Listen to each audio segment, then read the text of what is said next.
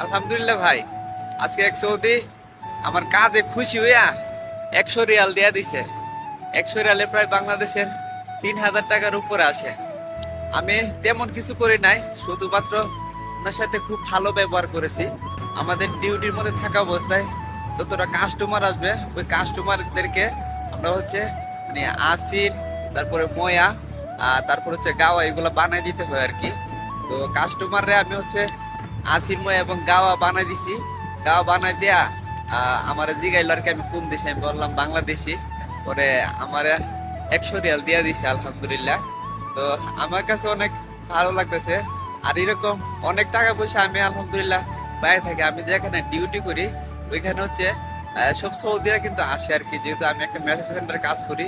তো এখানে সব সৌদিরা কিন্তু আসে। তো আসলে হচ্ছে তারা মাঝে মধ্যে কাজকর্ম দেখা ওনারা যদি ভালো লাগে